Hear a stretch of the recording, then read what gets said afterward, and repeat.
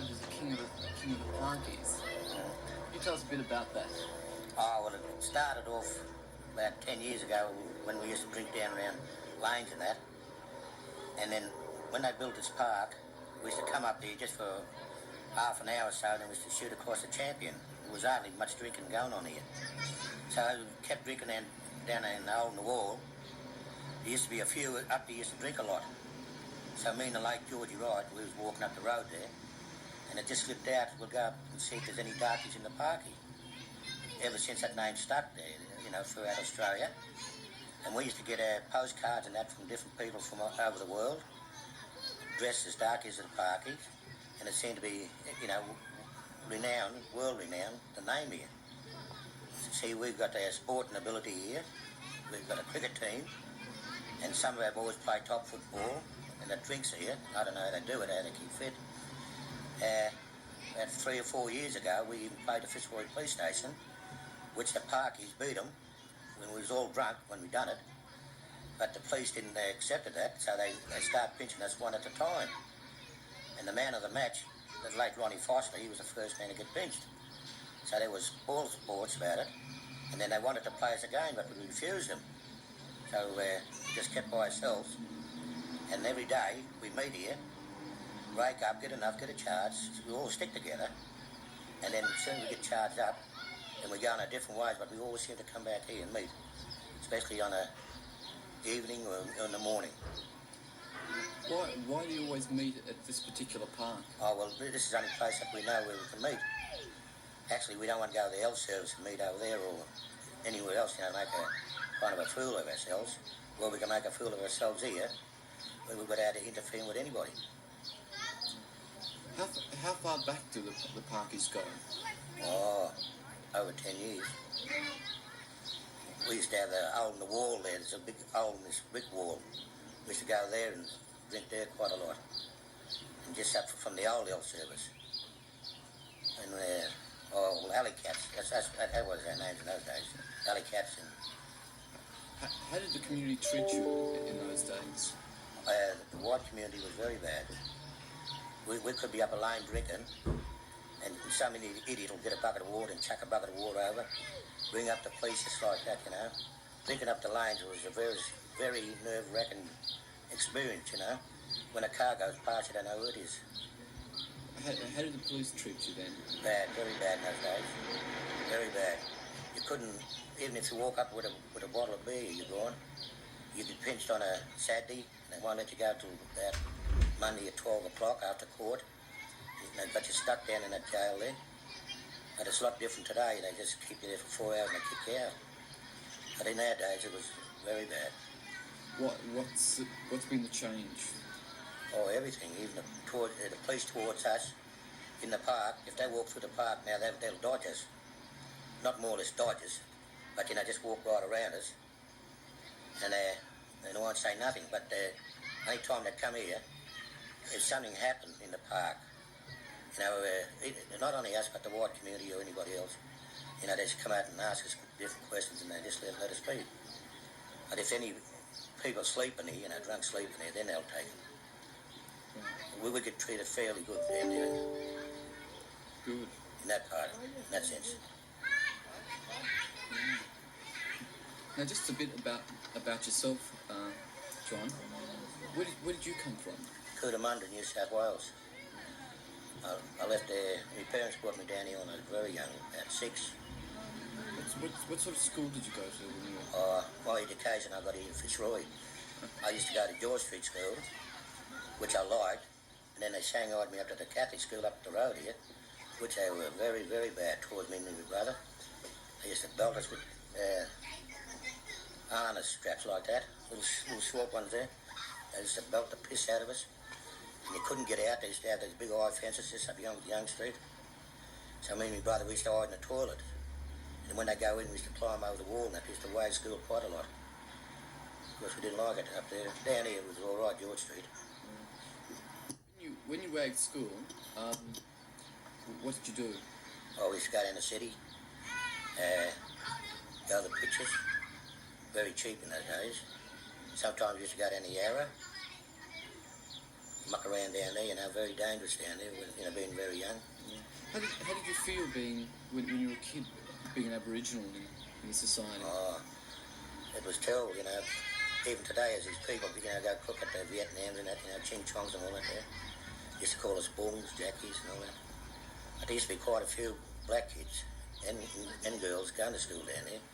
So we had that kind of control. There wasn't no brawls or nothing, but anyone touches anyone down there. So, you know, kids fight. Right. What did you do when you left school? I went back to New South Wales, worked at Griffiths here with Boundary Rider, shearer. Wasn't a gun shearer, but I was taught how to do woodcutter, labourer, you know, everything that a man does. But those years, they just, like today, you think about it, they just slipped like that, they're gone. It's so quick. They didn't have time to enjoy life. Right. Now, you're called the king of the Parkies. Oh, yeah, that's... Where did that come from? I don't know. I think it's the time when I was a captain of the Parkies cricket club, cricket club. We used to play quite a lot of cricket here. We used to travel all the way to Lake Tyers. I think we're the first one to play cricket there for over 40 years or something. Lake Tyers, we got thrashed. Right. Most of me men were pretty quick, too far to travel. Yes, gotcha. Right. Okay. Can you tell us a bit about the backgrounds of the Parkies who live and stay around here? There's quite a few of them. There's a few of them that some of them they lost their wives shot through or things like that. And this is more or less the cowardly way of taking it is by getting the drink into them. And by drinking, you know, they're trying to kill the pain, but it doesn't. It's wake up next day and they're back into the game again. Some of them got some sickness that they're frightened to go to the doctors with and drink. Try to, you know, cure that way. Others, you know, they just love the park, just love the people here and can have a good talk and get together more or less. And the outside people, they come in here and they'll have a talk to us and, you know, things like this. So we more or less not wanting for nothing, but the only problem we've got is just conquering the drink, which is pretty hard to do. So, is there any particular problems that's common to, you know, the Parkies that you know that brings you to drink? Well, only ones I know, there's a few of them that just can't take it. Their women left them or their girlfriend go away, and they think the answer is drink. Right. Are there any that you know of that have been in institutions? Or? Oh yeah, there's only two here I know of. That's Wally and Punch here. They know a lot about it. Archie Roach, he's another chap. He'd be the interesting bloke to have a talk about institution and the way how he found his brothers and sisters, which he wouldn't recognise until they recognised him. I never had much to do with the Holmes institution. Right.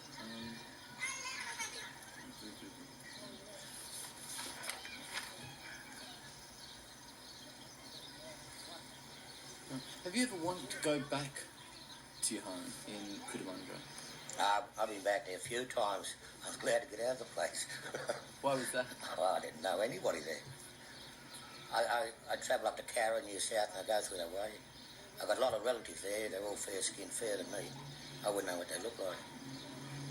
But on the other side, and a bit further back, at Gundagai and Brungle and that, I've got relatives there, you know, always go back there.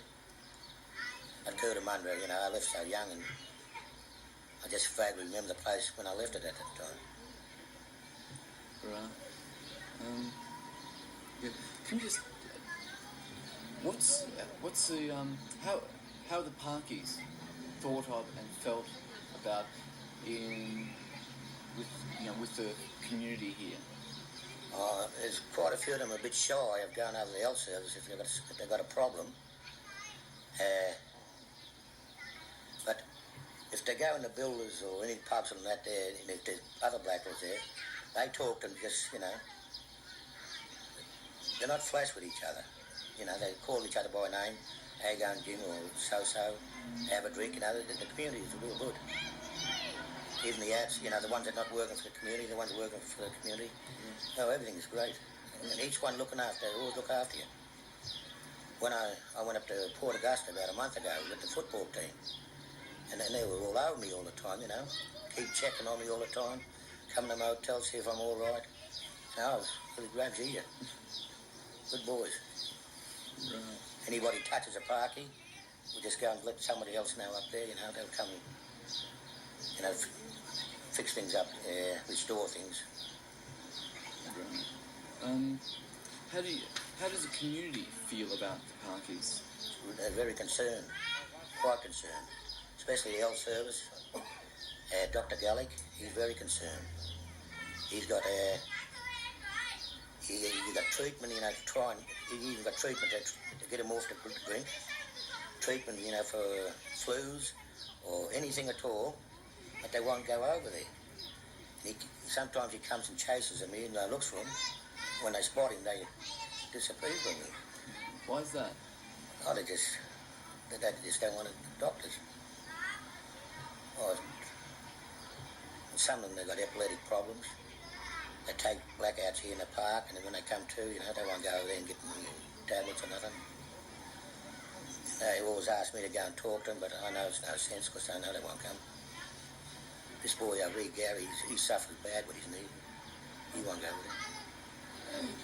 He goes over there drunk, but it's over. Do you know? You don't know why they just won't. No. Could it possibly be any being afraid about institutions, any sort of organisation? Oh, no, I don't think so.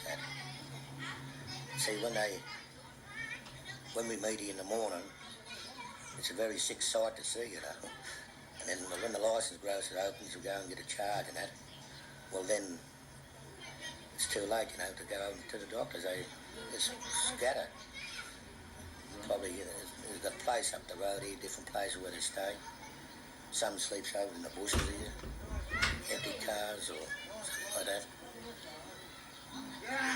But we've got a place coming up in George Street, hostel. You can give it to us, 190 something thousand, two-story, for the parkies.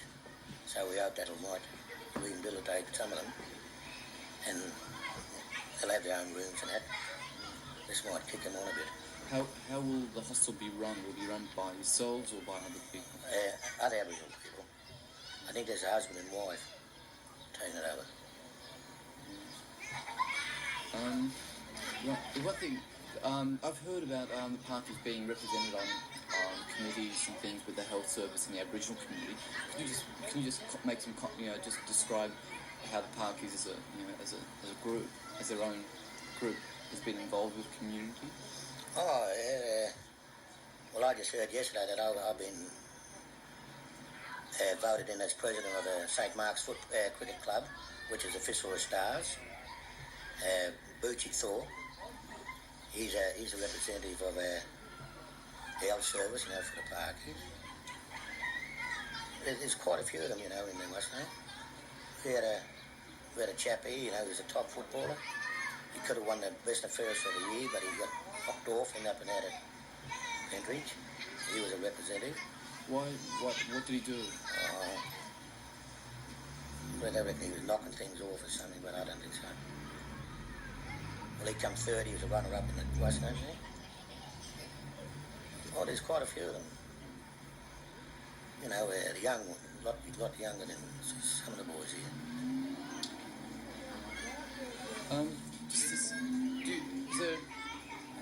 Okay, hang on. We'll just stop for a second. We've been brought up in a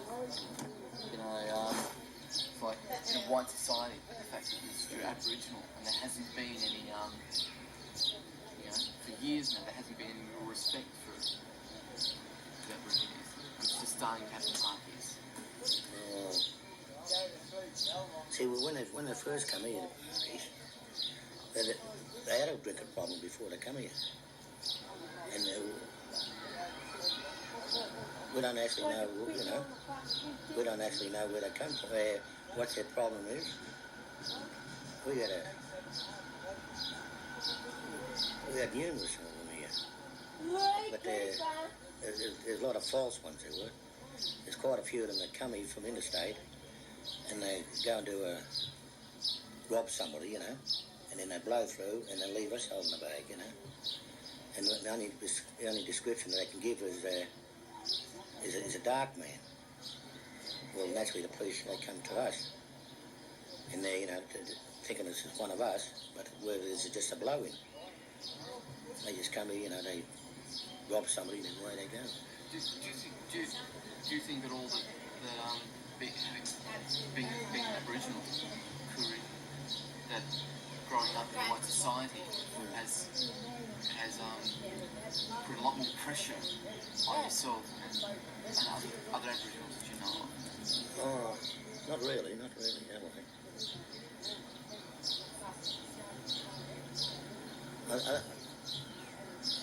Years ago, you know, when I used to be in Fitzroy, there used to be a lot of pressure on blackfellas. If I want to walk up the street, see, used to be all shops here. If I want to walk up the street, go somewhere, I used to get my little baby brother and put him in the pram and push the pram up the street, and so I'd go for a walk, knowing that the police won't touch me. But if I walk by myself, I'll be down there, loitering or vagrancy, anything they'll put on you. Why would they pick on you? Oh, it was a bad years, those years. It used to be white people walking around with shotguns up their trousers' legs, you know, looking for bungs. Big mobs there with those pickets off the fences there. Used to come down Little George Street there, looking for bungs, you know. And my grandmother and my uncle come home for pictures one night, and she was in the 70s, 80s. They had my uncle and my grandmother jammed up against the wall, the police, with the gun out. Oh, it was bad years, those years. Yeah. Why would they do that? Why was those things happening? Well, that's because they were idiots, they were. If there was a mob of New Australians on the corner, they'd drive past them. If they see 2 or 3 of us on the other corner, they'll tell us to piss off. Or even grab us near the door cart, give us a couple of whacks up the guts. Gee, oh, it's bad years, those were. Why would they pick on you rather than other New Australians? Oh, they're scared of them. Even today in these cafes, they won't go in there 1 or 2. They'll take a mob in these cafes because they're frightened of them. And now it seems like they're getting frightened of the blackfellas now. When they go down to builders, they make sure that they got the riot squad there and dogs to go in there. And there might be about 3 or 4, maybe 5 blackfellas there, and a big heap of about 20 coppers coming in, storming on top of you. Okay. Okay, well, I'll ask those couple of questions that I said before. And we'll just Wayne?